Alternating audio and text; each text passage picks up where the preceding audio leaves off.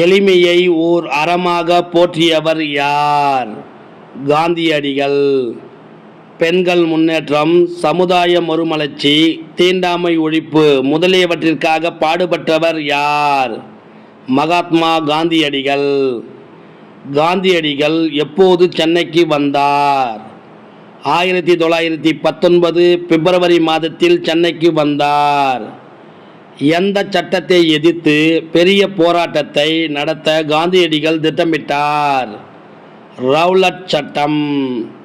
Rowlatt சட்டத்திற்கு எதிரான கருத்தாய்வு கூட்டம் யார் வீட்டில் நடைபெற்றது? ராஜாஜி வீட்டில் நடைபெற்றது.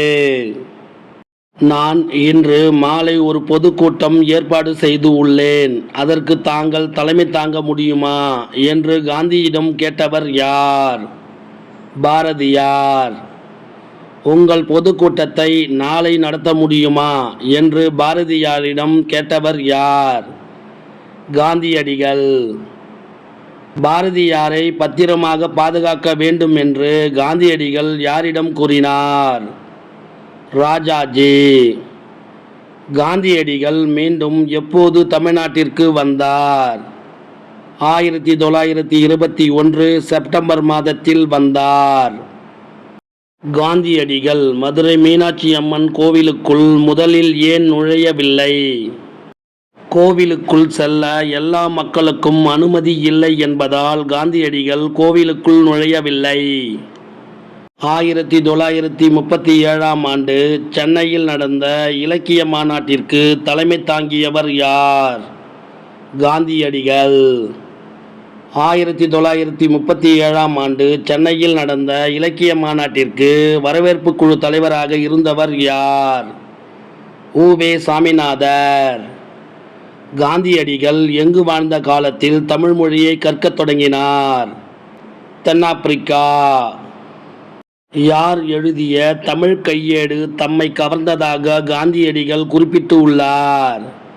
ஜி.யு. போப். காந்தியடிகளை கவர்ந்த நூல் எது? திருக்குறள். காந்தியடிகள் எந்த பெரியவரின் அடிநிழலில் இருந்து தமிழ் கற்க வேண்டும் என்று விரும்பினார்? உ.வே. சாமிநாதர். ஏற்றத்தாழ்வு அற்ற சமுதாயம் மலர வேண்டும் எனும் உள்ள உறுதியை கொண்டவர் யார்? காந்தியடிகள். காந்தியடிகளிடம் உடை அணிவதில் மாற்றத்தை ஏற்படுத்திய ஊர் எது? மதுரை. ராமநாதபுரத்தை ஆட்சி செய்த செல்லமுத்து மன்னரின் ஒரே மகள் யார்? வேலு நாச்சியார். வேலு நாச்சியார் தாய்மொழியாகிய தமிழ் மட்டுமல்லாமல் வேறு எந்த மொழிகளை சிறப்பாக கற்றார்? ஆங்கிலம், பிரெஞ்சு, உருது. சிலம்பம், குதிரை ஏற்றம், வாள்போர், வில் பயிற்சி ஆகியவற்றை முறையாக கற்றுக்கொண்டவர் யார்? வேலு நாச்சியார். வேலு நாச்சியார் யாரை திருமணம் செய்து கொண்டார்? சிவகங்கை மன்னர் முத்துவடுகநாதரை திருமணம் செய்து கொண்டார். எந்த இடத்தில் நடைபெற்ற போரில் முத்துவடுகநாதர் ஆங்கிலேயருடன் போரிட்டு வீரமரணம் அடைந்தார்? காளையார் கோவில். ஆங்கிலேயரை வென்று சிவகங்கையை மீட்க உறுதி பூண்டவர் யார்? வேலு நாச்சியார். வேலு நாச்சியார் எந்த கோட்டையில் தங்கி ஒரு படையை திரட்டி பயிற்சி அளித்தார்? திண்டுக்கல் கோட்டை. திண்டுக்கல் கோட்டையில் நடைபெற்ற ஆலோசனை கூட்டத்தில் பங்கேற்றவர்கள் யார்? வேலு நாச்சியார், அமைச்சர் தாண்டவராயர், பெரிய மருது, சின்ன மருது. நாம் சிவகங்கையை இழந்து 8 ஆண்டுகள் ஆகிவிட்டன என்று கவலை நிறைந்த குரலில் கூறியவர் யார்? வேலு நாச்சியார். கவலைப்படாதீர்கள் அரசியாரே, நாம் சிவகங்கையை மீட்கும் நாள் நெருங்கிவிட்டது என்று கூறியவர் யார்? தாண்டவராயர். வேலு நாச்சியார் யாரை சந்தித்து உருது மொழியில் உதவி கேட்டார்? மைசூர் ஐதர் அலி. ஐதர் அலி எத்தனை ஆயிரம் குதிரைப்படை வீரர்களை அனுப்பினார்? 5000 குதிரைப்படை வீரர்களை அனுப்பினார். ஹைதர் அலி உறுதியாக படையை அனுப்புவார் என்று எனக்கு முன்பே தெரியும் அரசியாரே என்று கூறியவர் யார்? தாண்டவராயர்.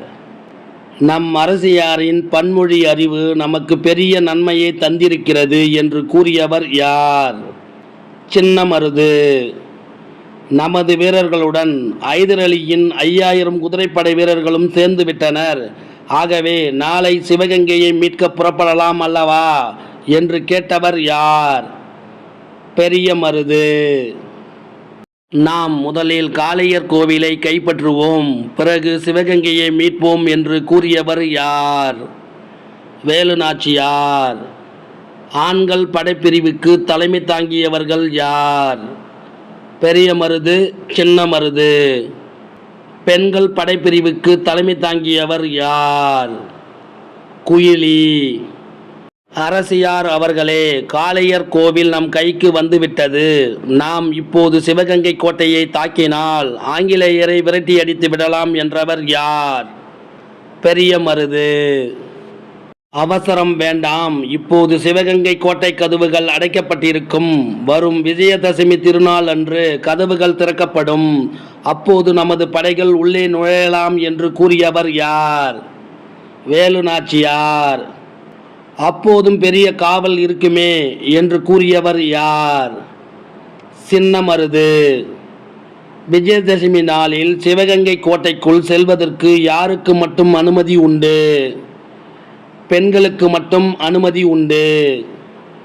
வேலு நாச்சியாரை காட்டிக் கொடுக்குமாறு ஆங்கிலேயர்கள் யாரை துன்புறுத்தி கொன்றனர்? உடையாள். உடையாளின் நடுகல்லுக்கு யார் தாலியை காணிக்கையாக செலுத்தினார்? வேலு நாச்சியார். தம் உடலில் தீ வைத்து கொண்டு ஆயுத கிடங்கிற்குள் குதித்தவர் யார்? குயிலி. குயிலியின் துணிவிற்கும் தியாகத்திற்கும் வீரத்திற்கும் தலை வணங்குகிறேன் என்று உணர்ச்சி பெருக்கோடு கூறியவர் யார்? வேலுநாச்சியார். வேலுநாச்சியார் எந்த ஆண்டு சிவகங்கையை மீட்டார்? 1780. வேலுநாச்சியாரின் காலம் என்ன? 1730 முதல் 1796 வரை. ஜான்சி ராணிக்கு முன்பே ஆங்கிலேயரை எதிர்த்து போர் புரிந்தவர் யார்? வேலுநாச்சியார். சுதேசி நாவாய் சங்கத்தை நிறுவியவர் யார்? வ.உ. சிதம்பரனார். வ.உ.சி. சென்னைக்கு செல்லும்போது யாரை சந்திப்பதை வழக்கமாக கொண்டிருந்தார்? பாரதியாரை சந்திப்பதை வழக்கமாக கொண்டிருந்தார். வ.உ.சி. அவர்கள் யாருடைய பாடல்களை விரும்பி கேட்பார்? பாரதியாருடைய பாடல்களை விரும்பி கேட்பார். வ.உ.சி. அவர்கள் புலமை பெற்றிருந்த மொழிகள் யாவை? தமிழ், ஆங்கிலம். சுதேசி நாவாய் சங்கம் எந்த ஆண்டு தொடங்கப்பட்டது? 1906 அக்டோபர் 16. பசிப்பினி போக்கிய பாவை என்று அழைக்கப்படுபவர் யார்? மணிமேகலை. மணிமேகலையை மணிப்பள்ளத்தீவுக்கு அழைத்துச் சென்றவர் யார்? மணிமேகலா தெய்வம். மணிமேகலை எந்த நகரைச் சேர்ந்தவள்? பூம்புகார். மணிப்பல்லவத்தீவு மற்றும் புத்த பீடிகையை காவல் காப்பது யார்? தெய்வத்திலகை. மணிப்பல்லவத்தீவில் உள்ள பொய்கையின் பெயர் என்ன? கோமுகி. கோமுகி என்பதன் பொருள் என்ன? பசுவின் முகம். எந்த நாளில் கோமுகி பொய்கையில் அமுத சுரபி தோன்றும்? வைகாசி முழுநிலவு நாள். அமுத சுரபி முதலில் யாரிடம் இருந்தது? ஆபுத்திரன். மணிமேகலை அமுத சுரபியில் முதலில் யாரிடம் உணவு பெற்றாள்?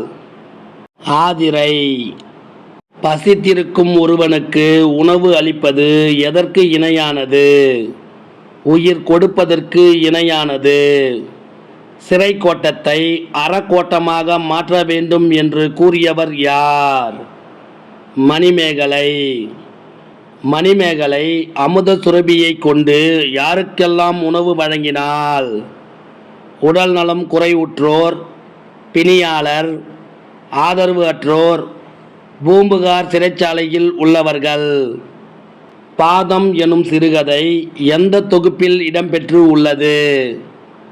தாவரங்களின் உரையாடல் என்ற தொகுப்பில் இடம்பெற்று உள்ளது. தேசாந்திரி என்ற நூலின் ஆசிரியர் யார்? எஸ். ராமகிருஷ்ணன். தனி ஒருவனுக்கு உணவில்லை எனில் இச்சகத்தினை அழித்திடுவோம் என்றவர் யார்? பாரதியார். தன் பிறப்புரிமையாக தமிழ் மொழியை போற்றக் காண்போம் என்ற கூற்று யாருடையது? புலவர் அ. முத்தரையன். புத்தரின் வரலாற்றை கூறும் நூல் எது? ஆசிய ஜோதி. 36 ஆண்டுகள் பள்ளி ஆசிரியராக பணியாற்றியவர் யார்? கவிமணி தேசிய விநாயகம் பிள்ளை. தம் பொருளை கவர்ந்தவரிடமும் அன்பு காட்டியவர் யார்? வள்ளலார். வாடிய பயிரை கண்டபோதெல்லாம் வாடினேன் என்பது யாருடைய கூற்று? வள்ளலார். பசித்தோருக்கு உணவு வழங்க வள்ளலார் வடலூரில் தொடங்கிய அமைப்பு எது? சத்திய தர்மசாலை.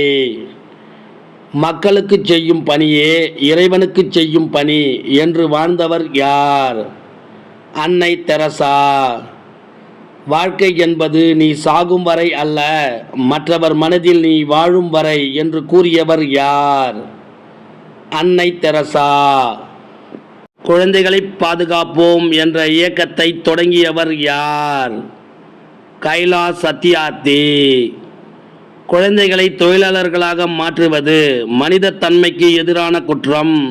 உலகத்தை குழந்தைகளின் கண்கொண்டு பாருங்கள், உலகம் அழகானது என்ற கூற்று யாருடையது? கைலாஷ் சத்யார்த்தி. கைலாஷ் சத்யார்த்தி உலக குழந்தைகள் கல்வி உரிமைக்காக 103 நாடுகளில் எத்தனை கிலோமீட்டர் தூரம் நடைப்பயணம் சென்றார்? 80,000 கிலோமீட்டர் நடைப்பயணம் சென்றார். கைலாஷ் சத்யார்த்தி எத்தனை குழந்தை தொழிலாளர்களை மீட்டு உள்ளார்? 86,000 குழந்தை தொழிலாளர்களை மீட்டு உள்ளார். அன்னை தெரசாவிற்கு அடுத்து அமைதிக்கான நோபல் பரிசு பெற்ற இந்தியர் யார்? கைலாஷ் சத்யார்த்தி. மனித நேயத்தின் மகத்தான சாதனையாக தம் மகனின் இதயத்தை கொடையாக வழங்கிய இக்கால வள்ளல்கள் யார்? அசோகன், புஷ்பாஞ்சலி. இதயத்தை கொடுத்து இதயங்களை வென்றவர் யார்? இதேந்திரன். இதேந்திரனின் ஊர் எது? திருக்கழுக்குன்றம். தமக்கென முயலா நோன்றால் பிறர்க்கென முயலனர் உண்மையானே என்ற வரிகள் இடம்பெற்ற நூல் எது? புறநானூறு. இந்த வினாவிடை உங்களுக்கு பிடிச்சிருந்தா சின்னதாக ஒரு லைக் பண்ண மறக்காதீங்க. தேங்க்யூ.